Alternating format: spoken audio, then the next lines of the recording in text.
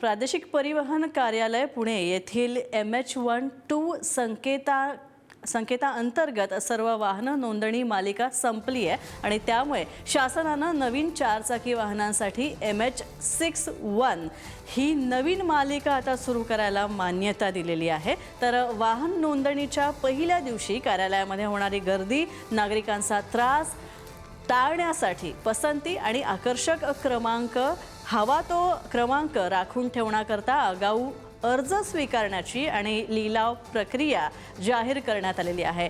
ज्ञानेश्वर चौतमल आमचे प्रतिनिधी आमच्या सोबत आहेत। ज्ञानेश्वर, अपडेट्स या संदर्भात।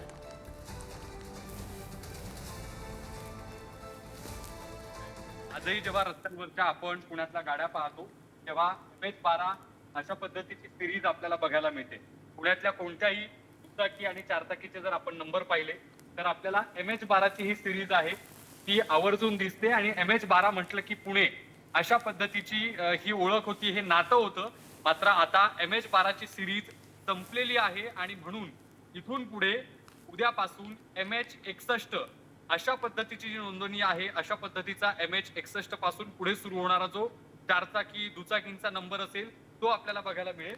आणि हा जो MH12 ची जी ओळख आहे, MH12 आपण पुण्यातल्या सगळ्या रस्त्यांवरती पाहतो, कुठल्याही गाडीवरती बघा पुण्यातल्या तुम्हाला MH12 हा जो नंबर आहे तो या ठिकाणी दिसतो। आणि आता नंबर प्लेट वरती असणारा MH12 आपल्याला बघायला मिळणार नाही। यासाठी अनेक प्रयत्न देखील केले गेले की MH12 हाच जो नंबर आहे तो टिकून राहावा, सगळ्या गाड्यांना MH12 आपल्याला इथून पुढे नंबर मिळावा असे प्रयत्न त्यासाठी झाले। पण अखेर MH12 च्या नंबर प्लेट्स आता आपल्याला पुण्यात बघायला मिळणार नाहीत।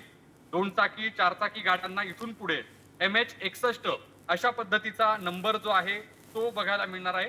MH12चा आणि पुणेकरांचं खूप घट्ट नातं आहे, भावनिक नातं आहे। खरं म्हणजे आता इतके वर्ष MH12 म्हटलं की पुणे हे आपण बघत होतो आणि पुण्यातल्या सगळ्या वाहनांवरती अशा पद्धतीनं MH12 च्या नंबर प्लेट्स आपण बघत होतो। पण आता इथून पुढे आपल्याला MH12 ह्या नंबर प्लेट दिसणार नाहीत, कारण त्याची सिरीज संपलेली आहे। इथून पुढे पुण्यातल्या वाहनांना, नोंदणी केलेल्या दुचाकी चारचाकींना MH61 अशा पद्धतीची नंबर प्लेट आपल्याला बघायला मिळणार आहे। धन्यवाद ज्ञानेश्वर या सगळ्या अपडेट्स बद्दल।